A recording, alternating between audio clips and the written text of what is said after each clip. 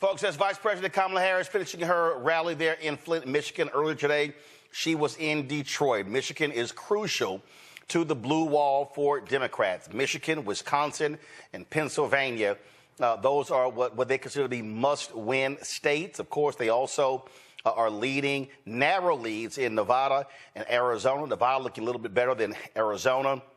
And then, of course, you have the battleground states of North Carolina as well as Georgia. But these three are absolutely crucial for the prospects of Democrats winning. Keep in mind, Hillary Clinton lost that blue wall in 2016, and that's how she lost to Donald Trump. I want to go to my panel right now. Michael Imhotep hosts the African History Network show out of Detroit. Also, Kelly Bethea, communication strategist out of D.C., Matt Manning, civil rights attorney out of Corpus Christi. All right, let's start. Michael, I'll start with you. Again, Michigan, vital. The vice president is going to be meeting with some Arab American leaders. Obviously, that has been a huge issue, what's happening between Israel and happening in Gaza. And that's also one of the reasons why this race is so close. Muslims are a significant voting bloc in the state of Michigan.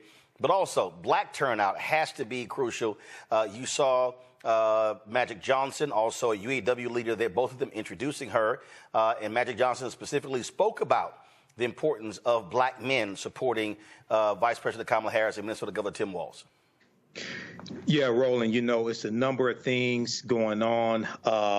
This is fantastic what's taking place. She was in Detroit as well as Flint, Michigan today. Michigan is crucial. You mentioned 2016. Donald Trump won Michigan by 10,704 votes, 0.2 of a percentage point. I want to point out that there were 50,000 people who voted in Michigan who voted down ballot but left the top of the ticket blank. Okay?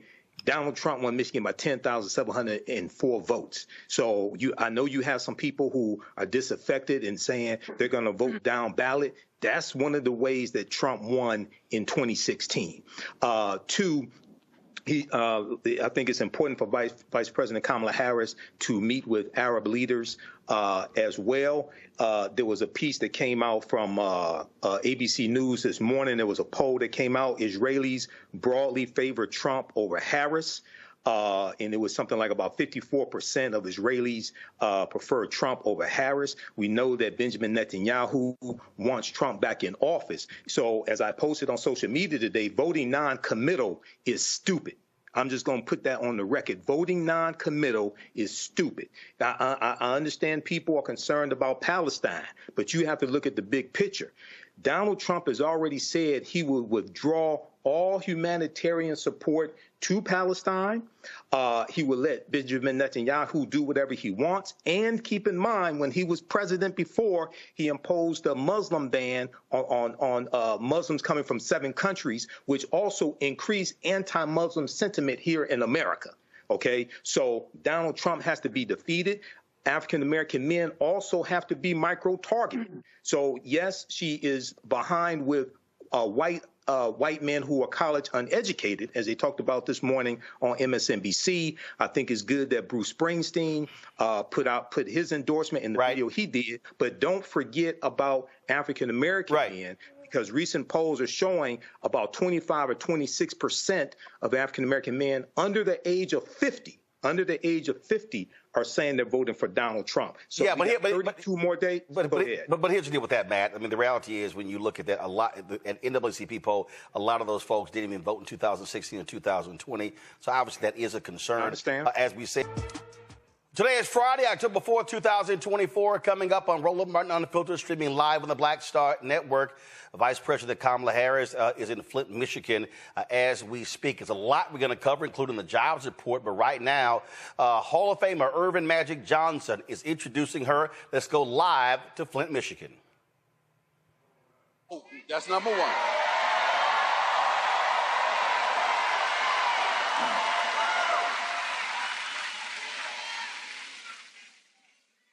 Kamala's opponent promised a lot of things last time to the black community that he did not deliver on.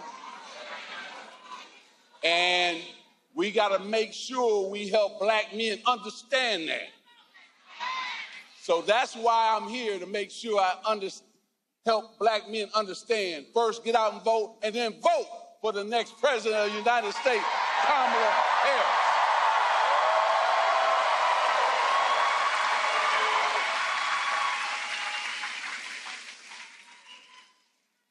She's for women's rights to make their own decision with their body. We got to clap for that.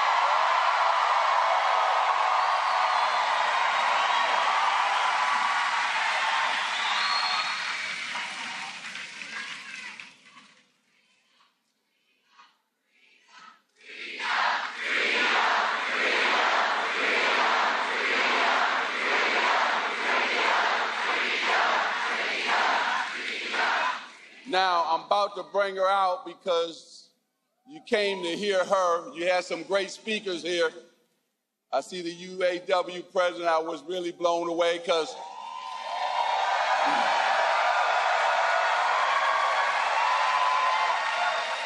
not only did my father work there, my brother Larry, my brother Michael, his wife Ronnie. I got now nieces and nephews who belong to the union, so thank you for what you're doing.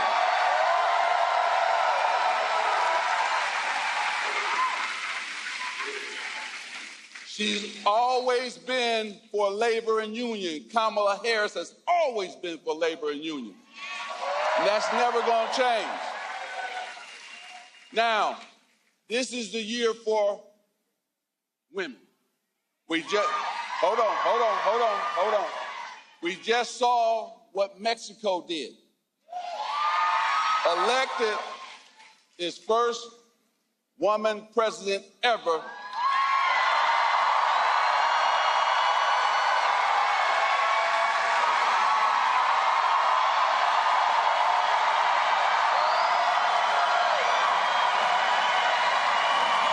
So you know where I'm going with this.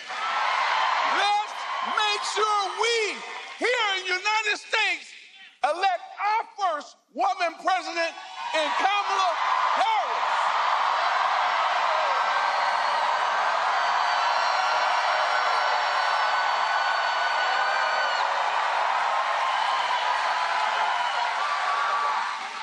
Thank you, Michigan, for allowing me to come home.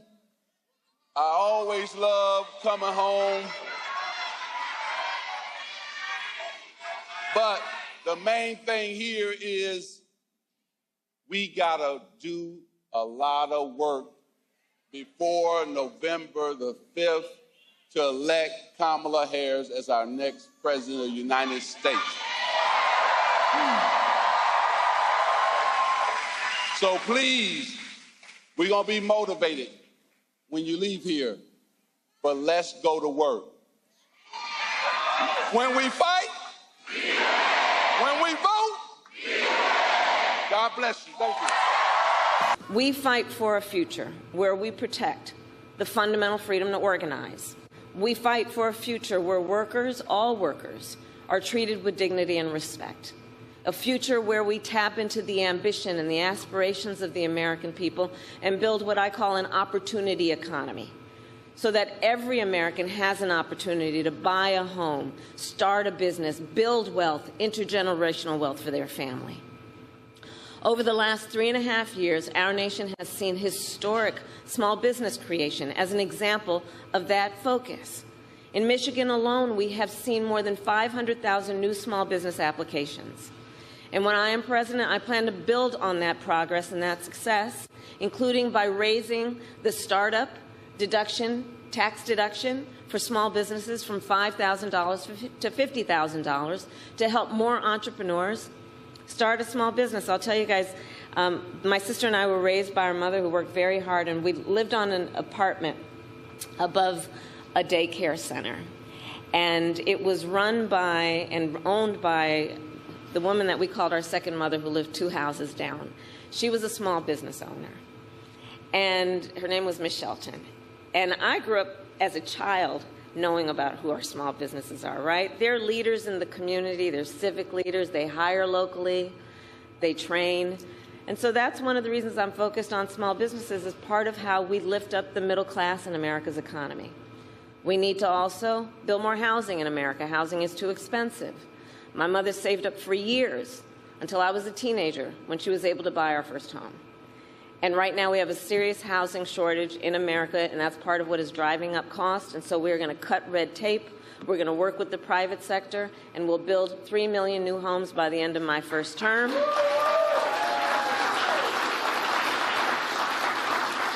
Including providing first-time home buyers with a $25,000 down payment assistance so they can just get their foot literally in the door to be able to invest in the American dream, which not everyone has access to these days. We need to lower the cost of living because, look, our economy, while we're making good progress, just this morning, in fact, we got a solid jobs report. Over 250,000 jobs created last month. Unemployment fell. And just a few weeks ago, the Federal Reserve cut down interest rates, which is going to be great for a lot of folks. But there's still more work we need to do. Prices for everyday things like groceries are still too high. You know it and I know it. And so we have a plan to lower costs on everything from health care to groceries, including what I've done in my career as Attorney General, which is we got to take on corporate price gouging. We got to take on what we need to do to understand that if you want to grow the middle class, we need more middle-class tax cuts. And the tax cut that is part of my plan will give a tax cut to 100 million Americans. We need to expand child tax credit, and I will do that to expand it to $6,000 so that for the first year of a child's life, their parents have the resources that they need to be able to buy a crib or a car seat. And in that very critical stage of their child's development, just be able to do more than get by, but be able to get ahead. And I say all this to say, I will always put the middle class and working families first. I come from the middle class, and I will never forget where I come from.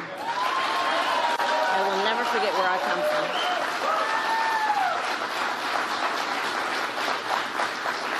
And we know we cannot have a strong middle class without American manufacturing. Over the last 3.5 years, we brought manufacturing back to America. We created 730,000 manufacturing jobs and announced the opening of more than 20 new auto plants in the United States. And we did it by investing in American industry and American workers. And I want to make sure that America, not China, wins the competition for the 21st century.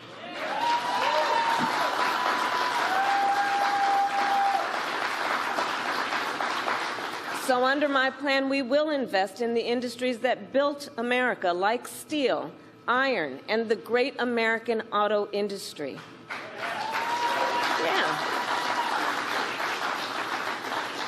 So we can ensure that the next generation of breakthroughs, from advanced batteries to electric vehicles, are not only invented but built right here in America by American union workers. Oh, shit. Hold on. Yeah, that's actually, apologies, that was a UAW worker who was speaking earlier. We did get a chance to speak with Quentin Folks, who is the deputy campaign manager. We will, of course, show that to you. But right now, though, while he is introducing Vice President Kamala Harris, I want to show you this ad that the Lincoln Project put out working with actor Wendell Pierce. Really, really strong ad. So let's go ahead, guys, if y'all can set that up, and let's roll it. The story of being black in America is filled with never-ending chapters of challenge. Driving while black, banking while black, parenting while black. But what about voting while black? They always tell you this election will be different, and it rarely is. So many promises made. Promises of economic justice and social equity that never quite make it to your pocket or your porch. But this election, there really is only one choice. This time, she is the choice. Now I know, you're thinking I've never voted for a woman and I'm not going to start now. Ask yourself, why not? And maybe you'll find it's not about her. It's about you. What you want for your family, for your future. Because if you vote for what you want, the choice becomes clear. It's Kamala. Listen to your gut. Your heart is telling you that Kamala Harris is the right person for the job. It's time for courage, for boldness. It's time to come together for change. It's time to be a man. Vote for a woman.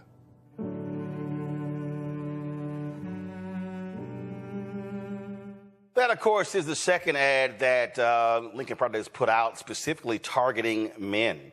Of course, Sam Elliott, the actor, did one earlier. We showed that to you last week, and it speaks volumes, if you will, because when you look at men in terms of who are voting, Vice President Kamala Harris is behind white men, Latino men, and also we're showing the numbers with black men. Some polls are showing anywhere from 16 to 26%. We've had Chris Toller with the Black Voter Project saying he thinks that number is way too high. But the campaign recognizes it is an issue that they actually have to deal with. And so, you know, we were talking to Chris just the other day, and one of the things we were talking about is that historically what the numbers actually show when it comes to black men voting in these various elections. And it also goes to show you what these numbers look like in terms of historically. The lowest Republicans have ever gotten was 5% in 2008 when President Barack Obama ran. And so, again, this is an issue that the campaign really has been confronting, has really been dealing with. So this is the chart right here. And so there's no coincidence. We had those two black men who were introducing Vice President Kamala Harris, who now has come out in Flint, Michigan. Let's go live to that rally. Good evening, Michigan!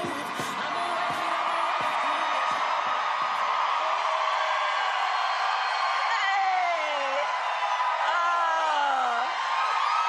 Oh, it's good to be back in Michigan.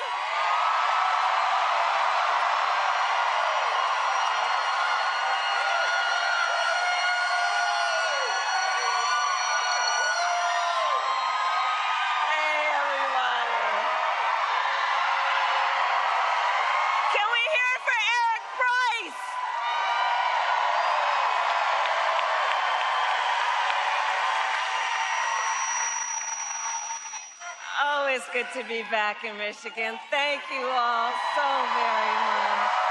Thank you. Thank you so very much. And Eric Price, thank you for your leadership of UAW 651 and all the work that you do. And I want to thank all the leaders who are here. We got thousands of leaders who are here. And I thank you. Including all our friends in labor, Sean Fain, April Barrett,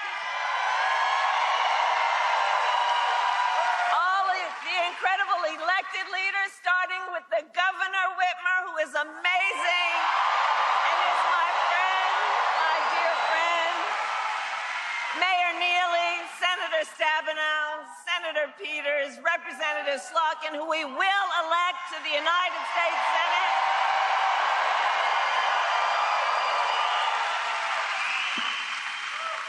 And did you all see Magic Johnson?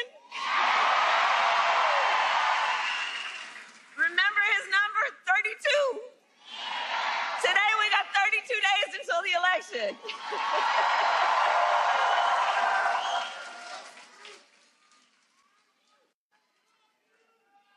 So 32 days. 32 days. Okay, we got some business to do. All right. 32 days. And we know we will do it.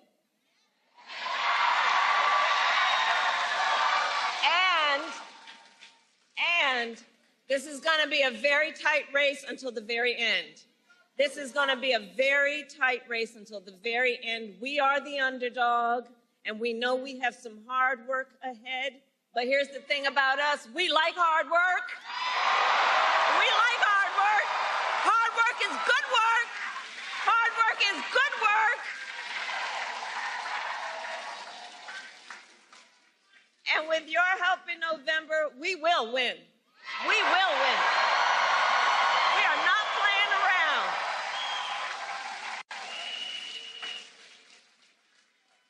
So listen, we know this election is about two very different visions for our nation. One focused on the past, and ours, which is focused on the future.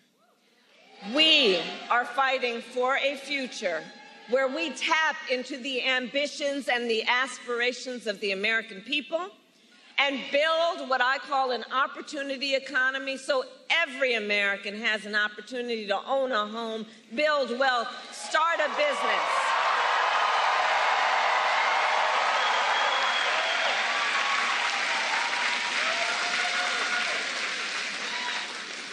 And I'm going to speak about do we have small business owners in the house right now? Right?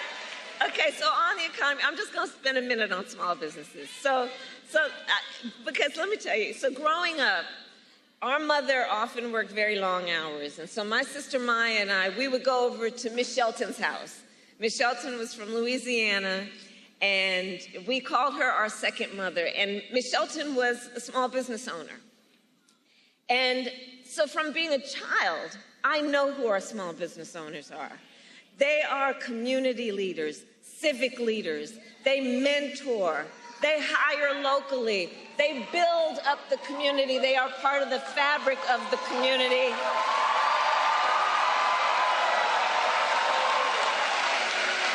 And small business owners are the backbone of America's economy.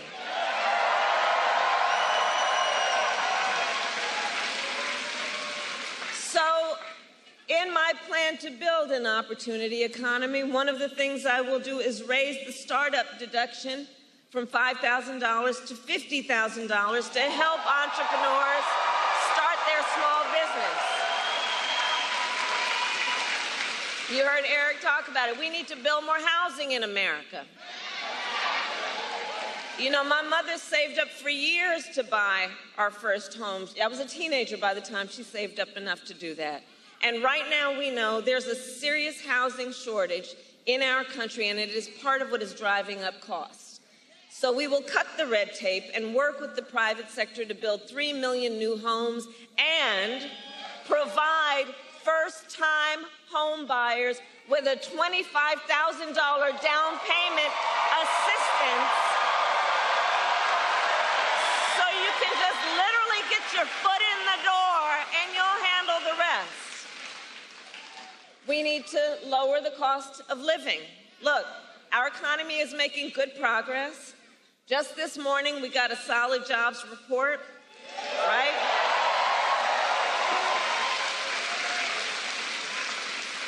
Over 250,000 jobs created last month. Unemployment fell. And just a few weeks ago, the Federal Reserve cut interest rates, which helps.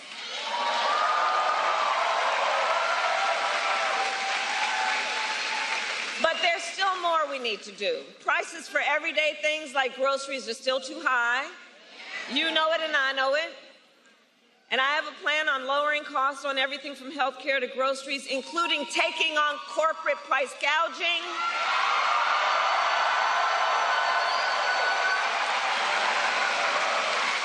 Because as Attorney General, I saw what happens where there are a few of them, not everybody, but those who take advantage of desperate people, in particular in the middle of an emergency.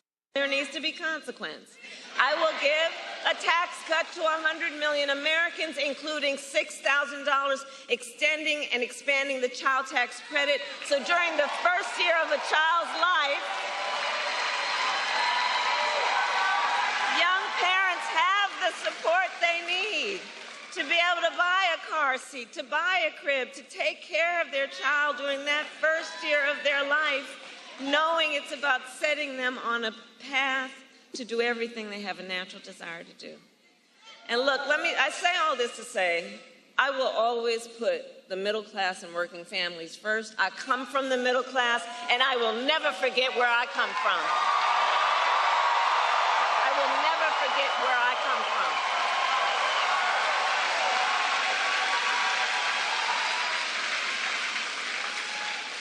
And we know we cannot have a strong middle class without American manufacturing. So over the last 3.5 years, we have brought manufacturing back to America, creating 730,000 manufacturing jobs. We announced the opening of more than 20 new auto plants in the United States. And we did it by investing in American industry and American workers.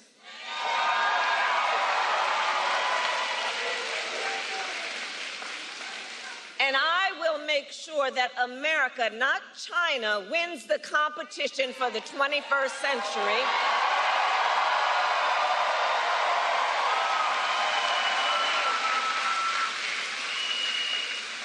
Which is why, under my plan, we will invest in the industries that built America, like steel, iron, and the great American auto industry. I see you, Sean.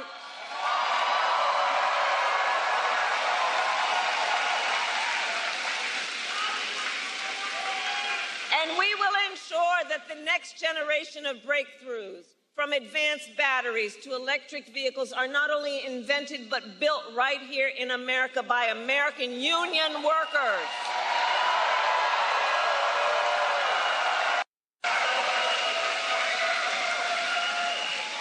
And Michigan, let us be clear, contrary to what my opponent is suggesting, I will never tell you what kind of car you have to drive. But here's what I will do. I will invest in communities like Flint.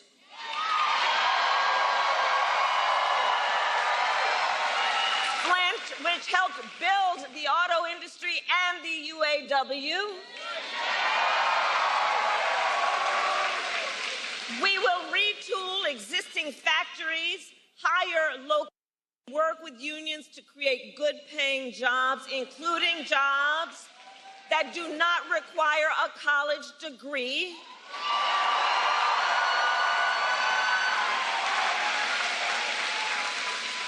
Because we understand a college degree is not the only measure of whether a worker has skills and experience to get the job done.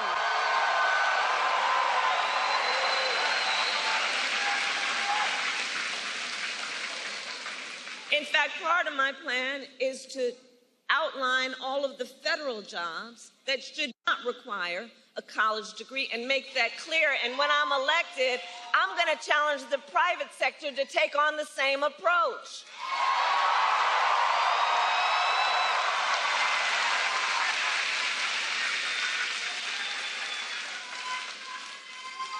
And then there's Donald Trump.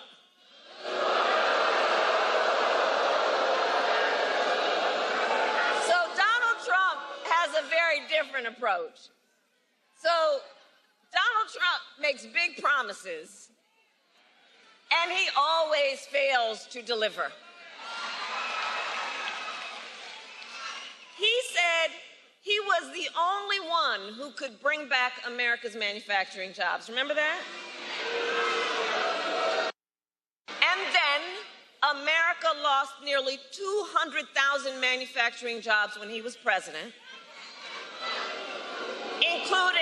Including tens of thousands of jobs in Michigan. And those losses started before the pandemic, making Donald Trump one of the biggest losers of manufacturing jobs in American history.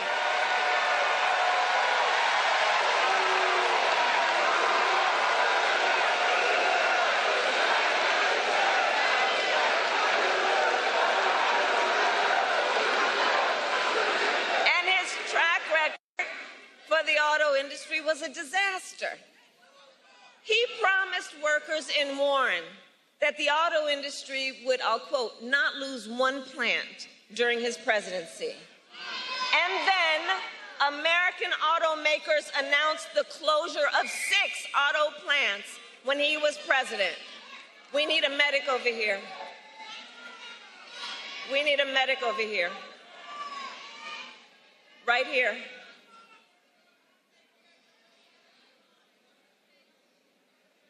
Okay, can everyone part so the medic can come through, please? Let's let the medic through.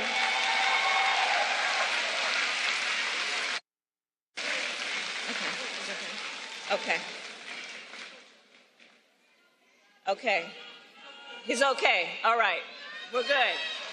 We got each other. Good. Good. Good.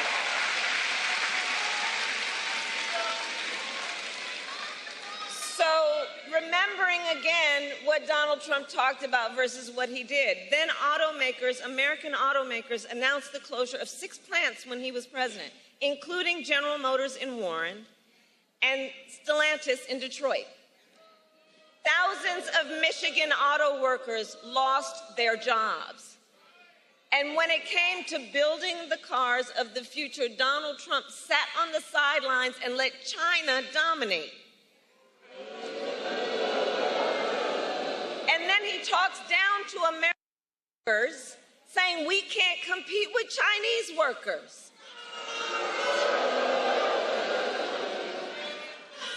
And make no mistake, Donald Trump is no friend of labor. He encouraged automakers to move their plants out of Michigan so they could pay their workers less. And when the UAW went on strike to demand higher wages that they deserved, Donald Trump went to a non-union shop, don't forget. And he attacked the UAW. And he said, striking and collective bargaining don't make, quote, a damn bit of difference. About striking workers that you should fire them. That's how he talks about union labor. That's how he talks about workers. But Flint, we know strong unions mean higher wages, better health care, and greater dignity for union members and for everyone.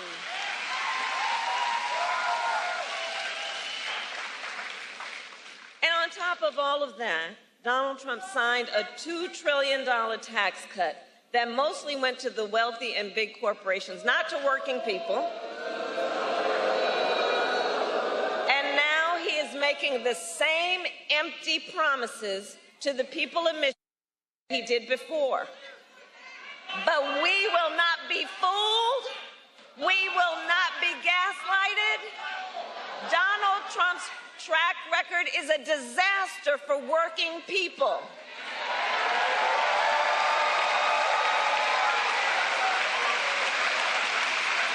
And if he wins again, it will be more of the same. Check this out. 2 days ago, his running mate, how about that Tim Walz, by the way?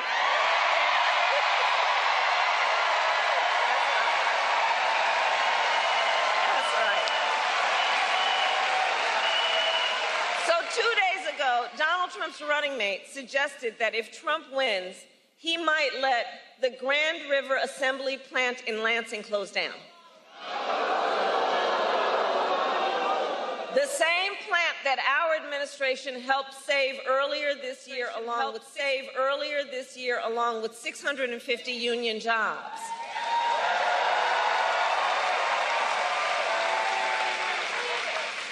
Michigan, we together fought hard for those jobs, and you deserve a president who won't put them at risk.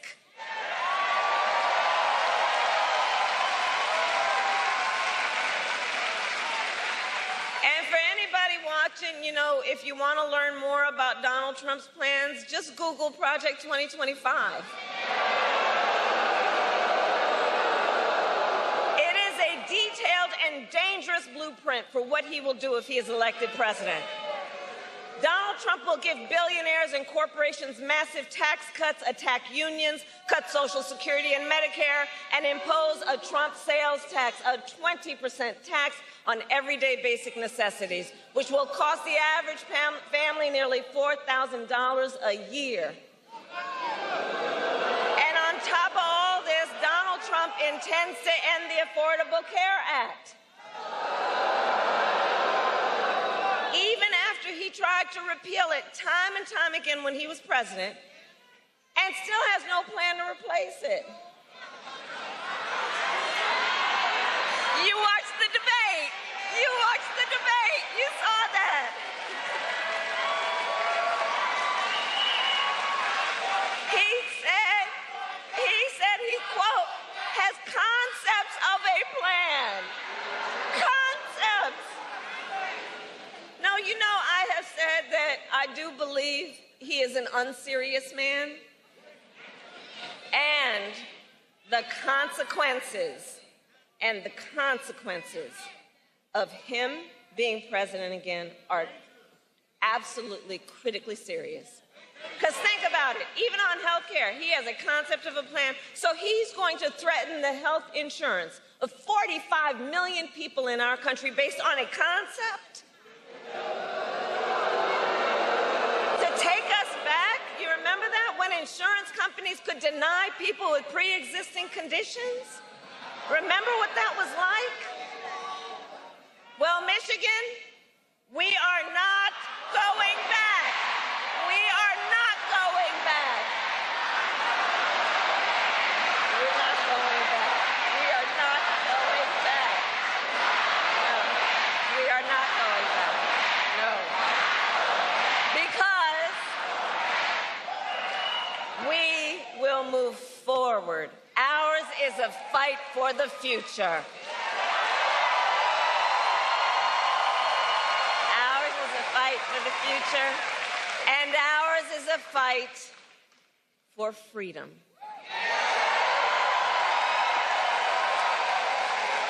Like the fundamental freedom of a woman to make decisions about her own body and not have her government tell her what to do.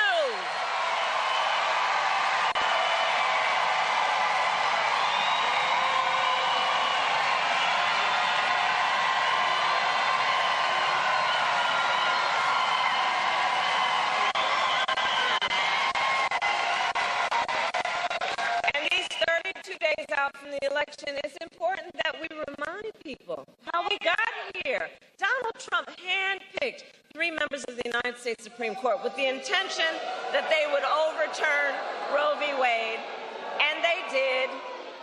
And now more than 1 in 3 women in America lives in a state with a Trump abortion ban. Many with no exceptions, even for rape and incest, which is immoral. And when Congress passes a bill to restore reproductive freedom,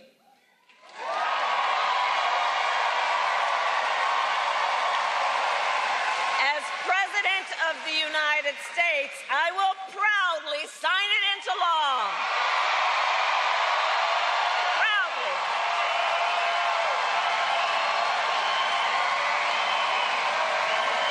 And here's what I want to say.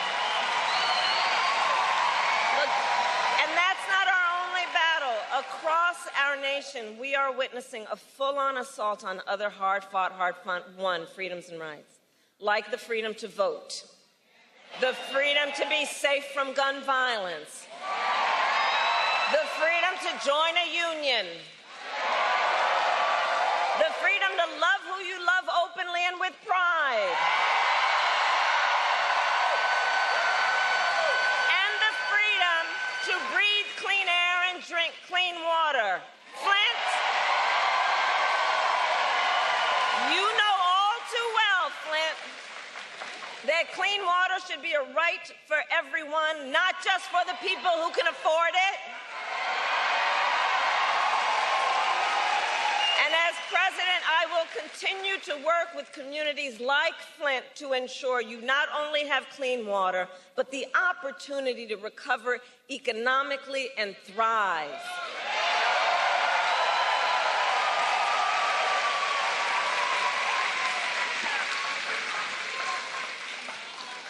Michigan, it all comes down to this. We are all here together because we know what is at stake, and we love our country. We love country. We love our country.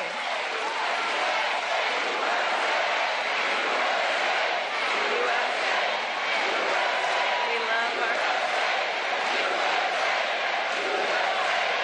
And because we love our country, we know it is one of the highest forms of patriotism to then fight for the ideals of our country and to fight to realize the promise of America. That's what this is about.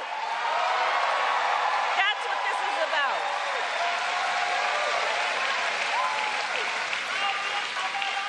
So, Election Day is in 32 days, and already nearly 2 million ballots are in the hands of Michigan voters alone.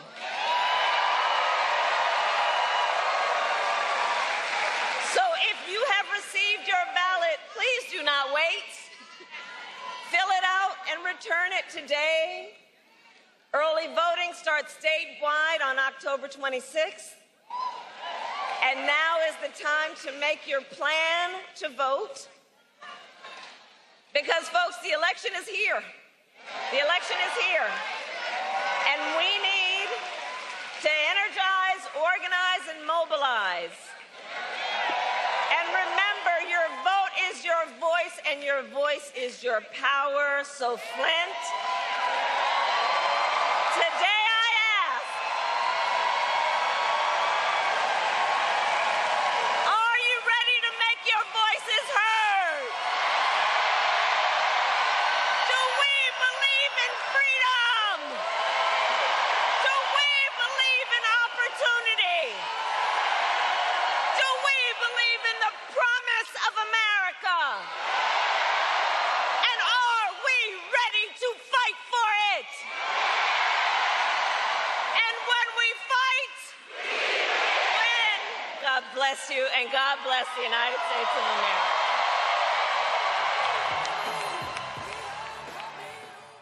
Folks, that's Vice President Kamala Harris finishing her rally there in Flint, Michigan earlier today. She was in Detroit. Michigan is crucial to the blue wall for Democrats. Michigan, Wisconsin, and Pennsylvania, those are what they consider to be must-win states. Of course, they also are leading narrow leads in Nevada and Arizona. Nevada looking a little bit better than Arizona. And then, of course, you have the battleground states of North Carolina as well as Georgia. But these three are absolutely crucial for the prospects of Democrats winning. Keep in mind, Hillary Clinton lost that blue wall in 2016, and that's how she lost to Donald Trump. I want to go to my panel right now. Michael Imhotep hosts the African History Network show out of Detroit. Also, Kelly Bethea, communication strategist out of D.C. Matt Manning, civil rights attorney out of Corpus Christi. All right, let's start. Michael, I'll start with you. Again, Michigan, vital. The vice president is going to be meeting with some Arab American leaders. Obviously, that has been a huge issue, what's happening between Israel and happening in Gaza. And that's also one of the reasons why this race is so close. Muslims are a significant voting bloc in the state of Michigan. But also, black turnout has to be crucial. You saw Magic Johnson, also a UAW leader there, both of them introducing her. And Magic Johnson specifically spoke about the importance of black men supporting Vice President Kamala Harris and Minnesota Governor Tim Walz.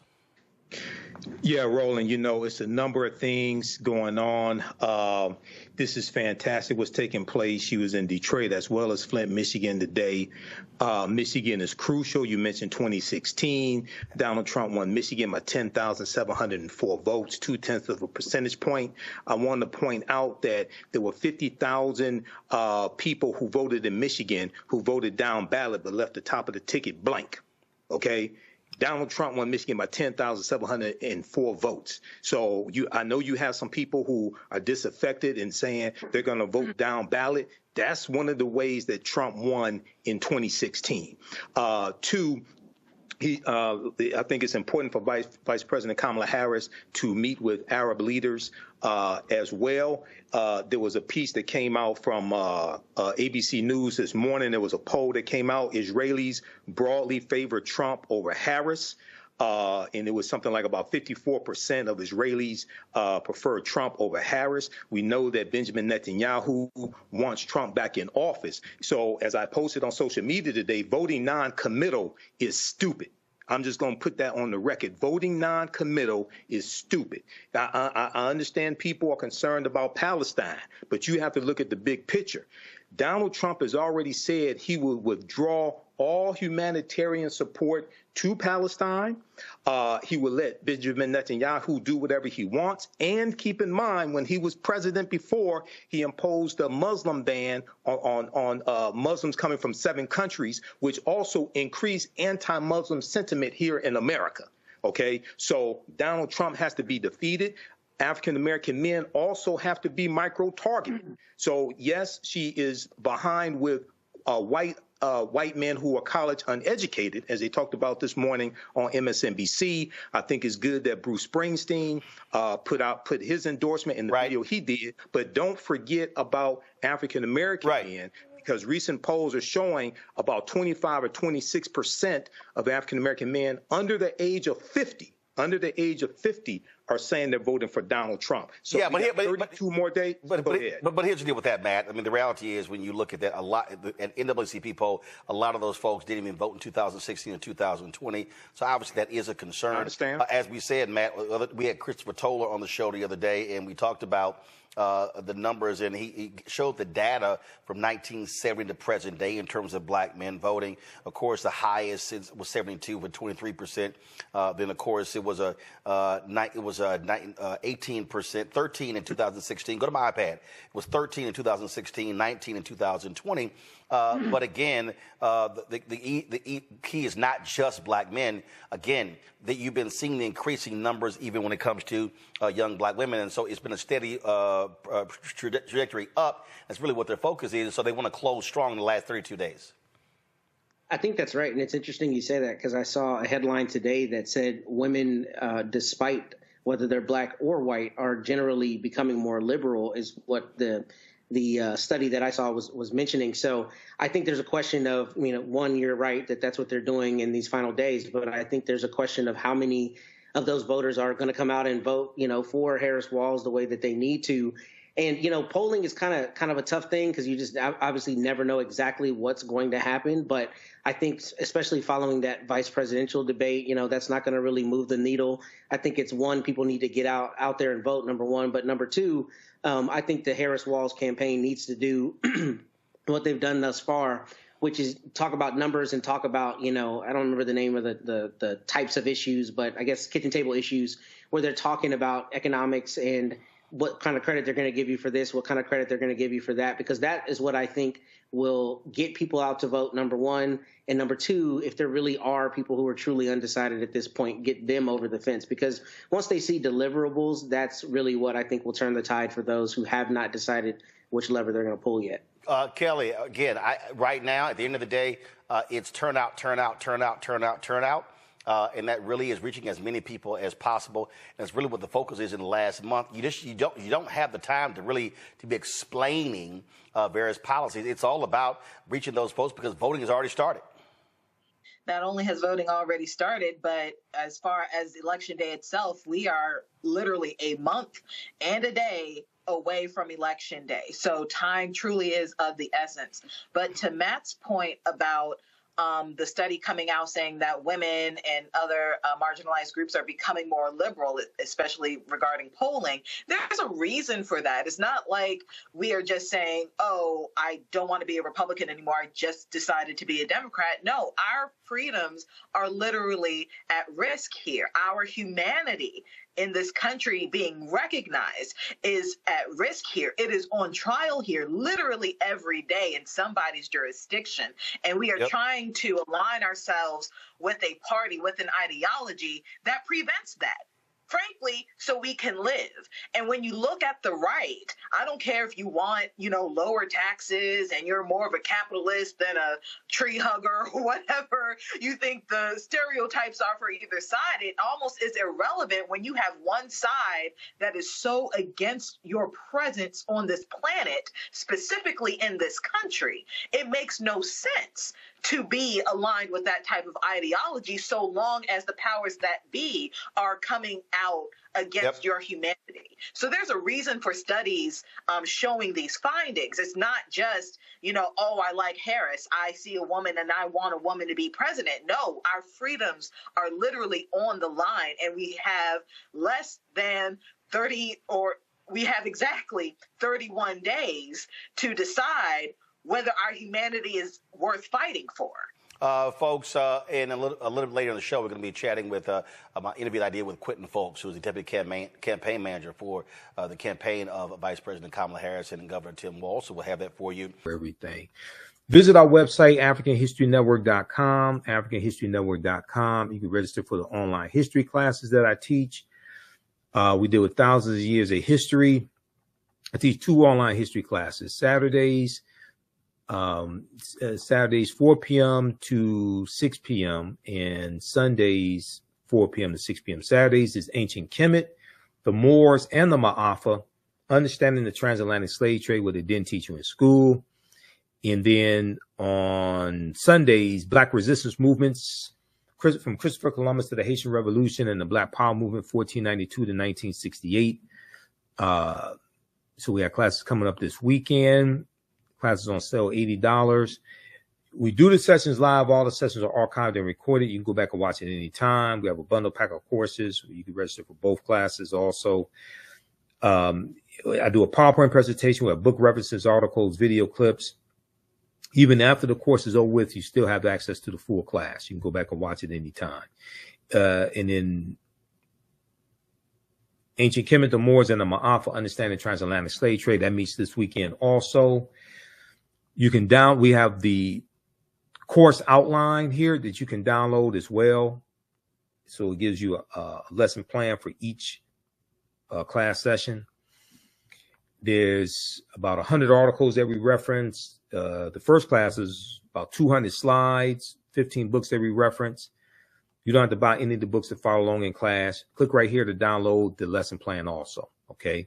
I show you it's a very visual class, so I show you the excerpts of the books right on the screen, all right? Okay, so the content is PG-13. You can use this with your children as well. I don't do a lot of cursing. It's not overly vulgar or anything like that. It's nothing like that, okay?